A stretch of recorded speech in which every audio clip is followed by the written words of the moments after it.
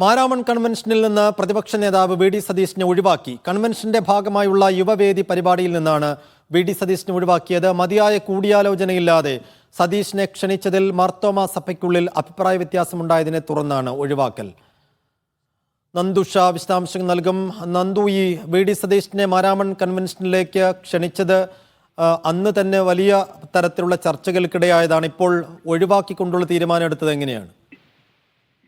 കേരളത്തിലെ മാർത്തോമാ വിശ്വാസികൾക്കിടയിലെ ഏറ്റവും വലിയ സമ്മേളനമാണ് മാരാമൺ കൺവെൻഷൻ.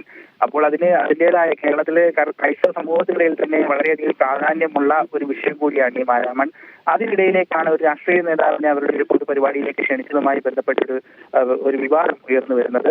യുവവേദി എന്ന പരിപാടിയിൽ പങ്കെടുക്കാനാണ് പ്രതിപക്ഷ നേതാവിനെ മാരാമൺ കൺവെൻഷന്റെ ഭാരവാഹികൾ ക്ഷണിച്ചത്. എന്നാൽ ഇത് ഔദ്യോഗികമായ ഒരു അറിയിപ്പായിട്ടൊന്നും പ്രതിപക്ഷ നേതാവിനെ ക്ഷണിച്ചില്ല എന്ന തരത്തിലാണ് പിന്നീട് വന്ന ഒരു പ്രതികരണം സൂചിപ്പിച്ചത്.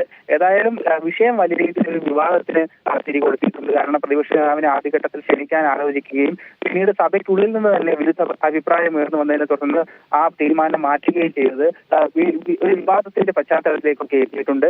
ഏതായാലും കോൺഗ്രസ് നേതാക്കൾ അവർ ഓരോരോ ജാതിമത സംഘടനകളുടെ പരിപാടിയിൽ പങ്കെടുക്കുന്നത് തന്നെ വലിയ ചർച്ചയായിരിക്കുന്ന ഈ ഒരു വേളയിൽ പ്രതിപക്ഷ നേതാവിനെ ഒരു സഭയുടെ പരിപാടിയിലേക്ക് പങ്കെടുപ്പിക്കാൻ ഉദ്ദേശിക്കുകയും പിന്നീട് അത് പരിപാടി ആലോചന തന്നെ ഇല്ലാതാവുകയും ചെയ്യുന്നത് ഒരു വലിയ വിവാദത്തിലേക്ക് തിരികൊടുത്തിട്ടുണ്ട്. ഏതായാലും മാരാമൺ കൺവെൻഷന്റെ യുവവേദി പരിപാടിയിൽ പ്രതിപക്ഷ നേതാവ് പങ്കെടുക്കില്ല എന്ന തരത്തിലുള്ള ഒരു സ്ഥിരീകരണം കൂടി ഈ അവസരത്തിൽ ലഭിച്ചിരിക്കുകയാണ്. സൈഫുദ്ദീൻ.